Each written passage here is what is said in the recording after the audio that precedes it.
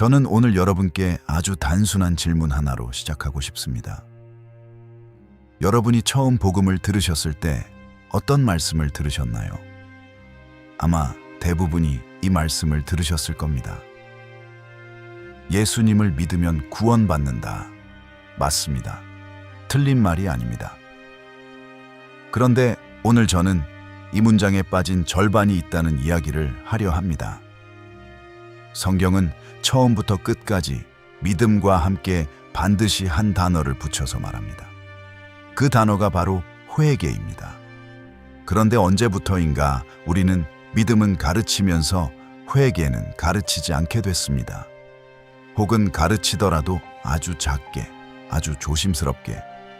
오늘 저는 성경이 회개에 대해 실제로 무엇을 말하고 있는지, 그리고 왜 회개 없는 믿음이 반쪽짜리 복음인지를 함께 들여다보고 싶습니다. 그런데 이 이야기를 하려면 아주 흥미로운 곳에서부터 시작해야 합니다.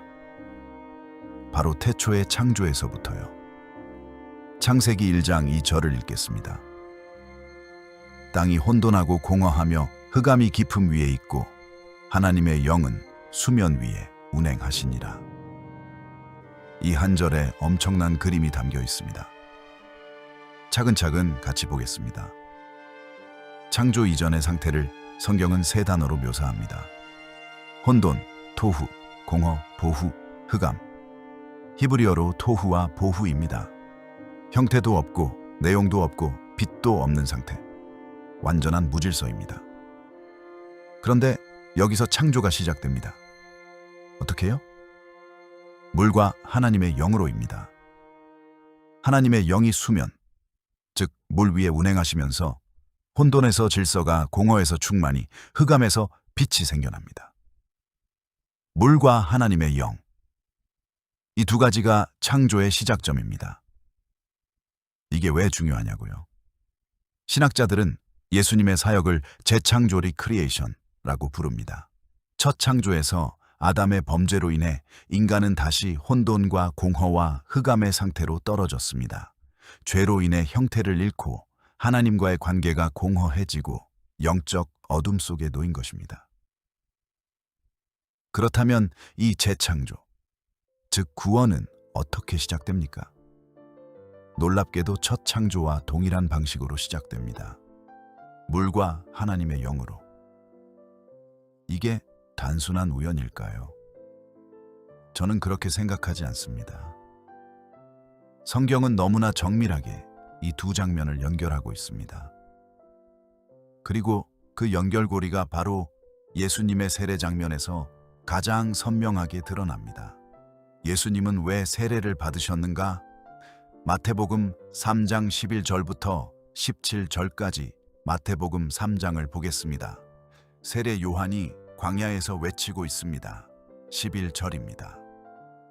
나는 너희로 회개하게 하기 위하여 물로 세례를 베풀거니와 내 뒤에 오시는 이는 나보다 능력이 많으시니 나는 그의 신을 들기도 감당하지 못하겠노라.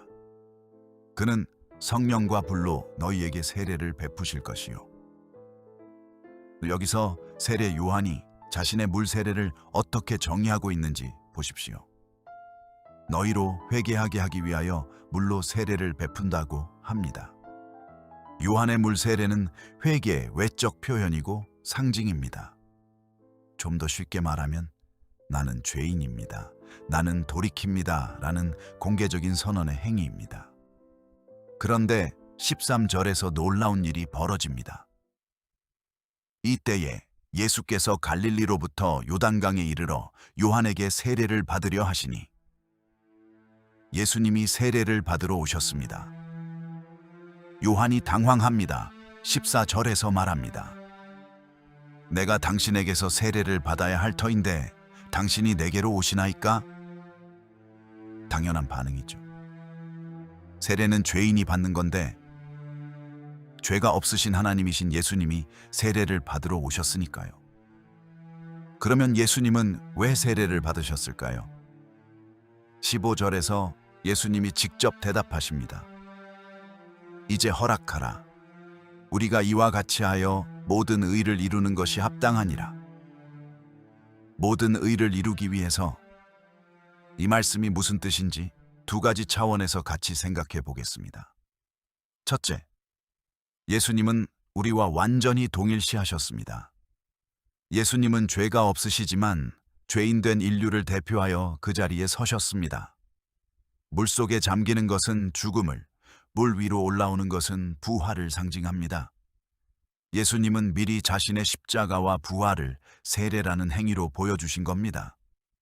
둘째, 예수님은 우리가 걸어야 할 길의 선두에 서셨습니다. 내가 먼저 이 물속을 통과한다. 너희도 이 길로 오라. 그것이 모든 의를 이루는 것이 합당하다는 말씀의 의미입니다. 그리고 16에서 17절에서 결정적인 장면이 펼쳐집니다. 예수께서 세례를 받으시고 곧 물에서 올라오실새 하늘이 열리고 하나님의 성령이 비둘기 같이 내려 자기 위에 임하심을 보시더니 하늘로부터 소리가 있어 말씀하시되 이는 내 사랑하는 아들이요 내가 기뻐하는 자라 하시니라. 물에서 올라오시는 순간 성령이 임하십니다. 여러분, 이 장면을 아까 창세기 1장 2절과 겹쳐서 보십시오. 창세기에서는 수면 위에 하나님의 영이 운행하시면서 창조가 시작됐습니다. 예수님의 세례 장면에서는 물에서 올라오실 때 성령이 임하십니다. 물과 성령.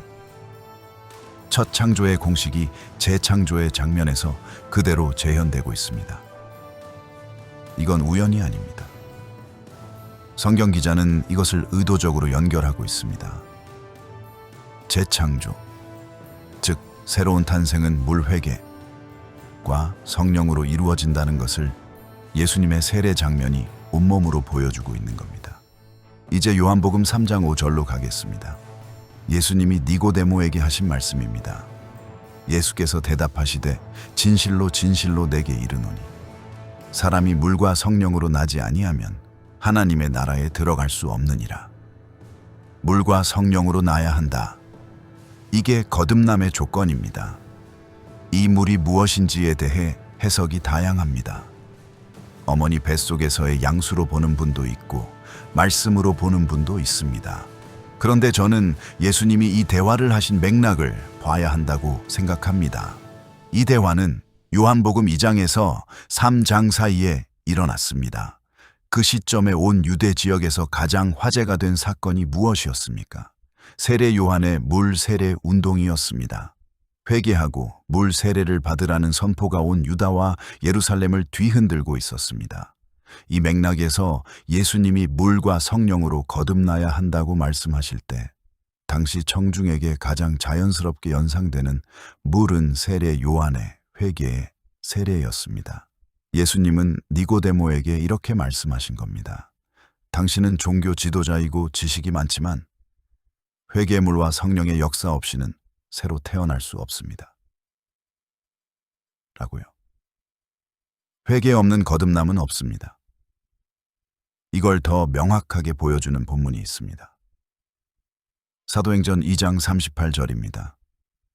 오순절에 베드로가 설교를 마쳤을 때 사람들이 묻습니다. 우리가 어찌할꼬? 베드로의 대답이 무엇입니까?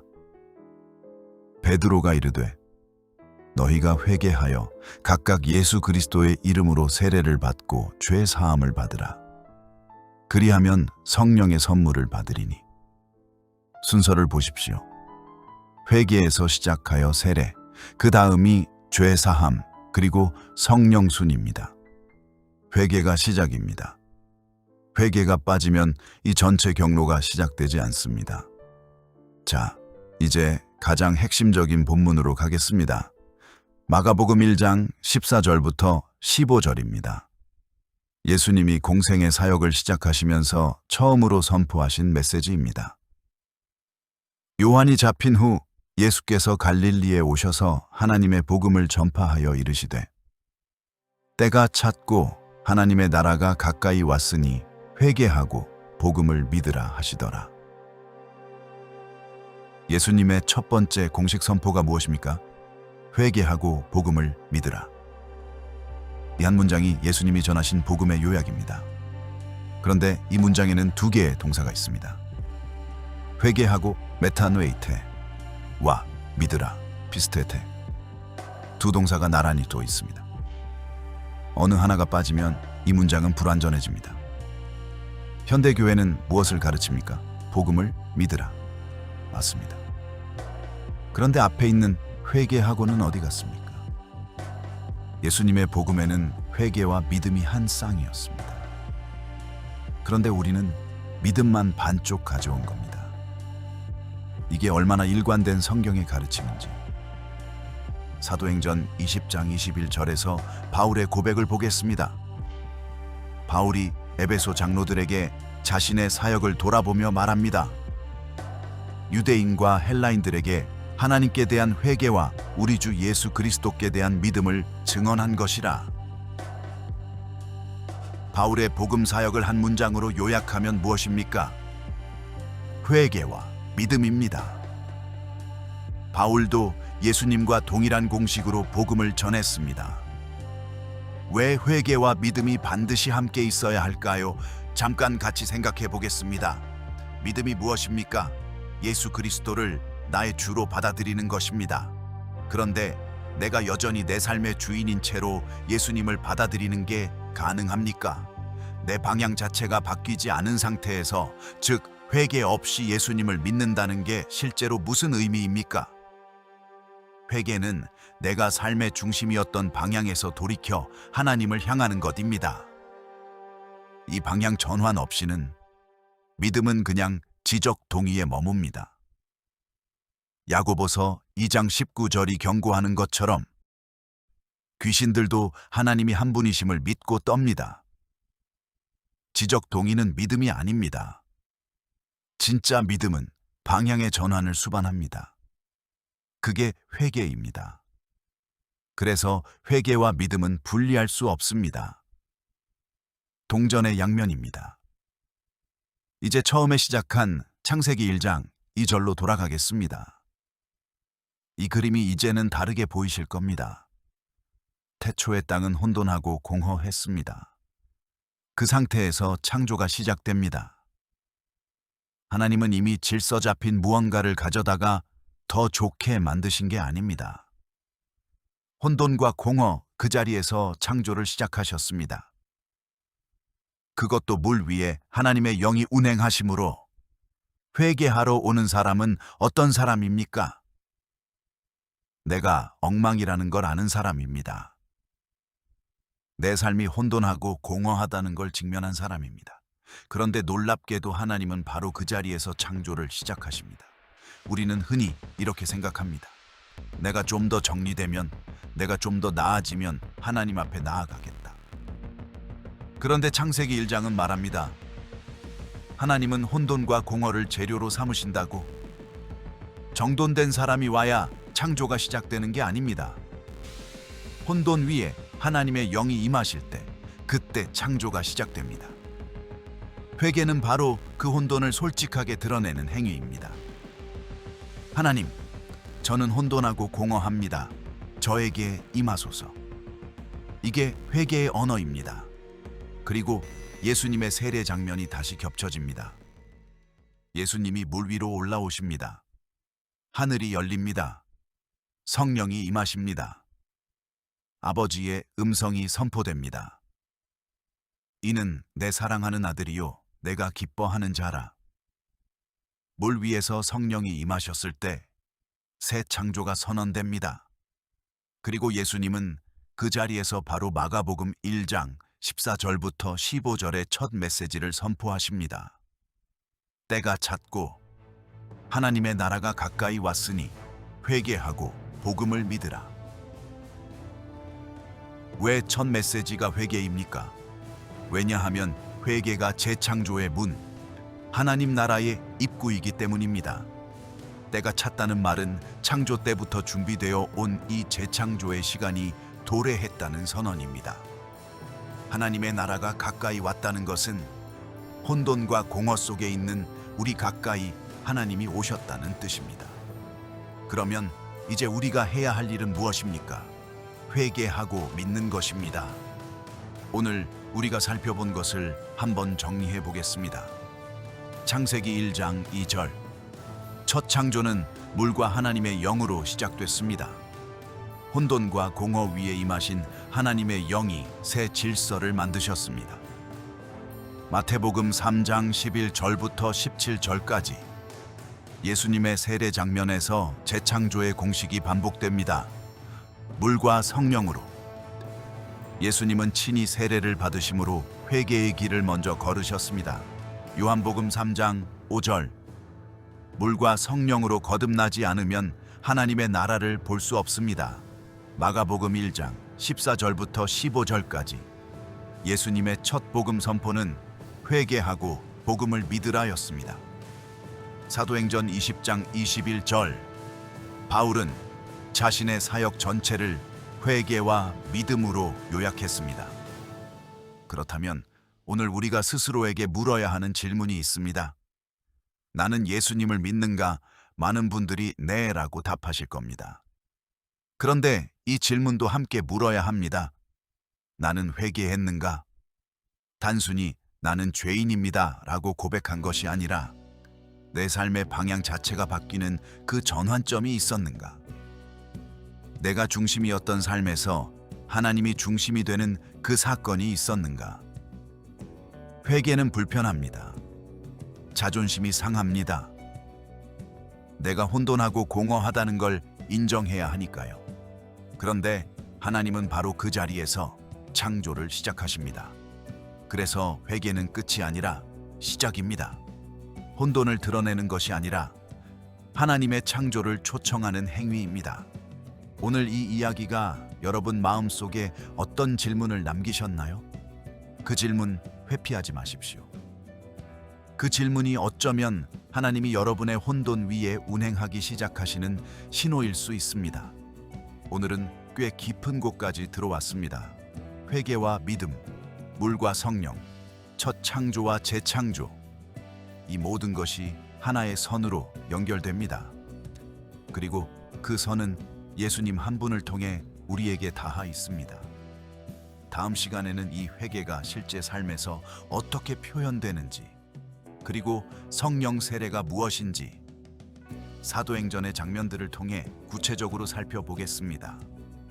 오늘 영상이 유익하셨다면 이 이야기를 나눠야 할 분께 공유해 주세요. 댓글로 여러분의 생각도 들려주시고요. 긴 시간 함께 해주셔서 진심으로 감사드립니다.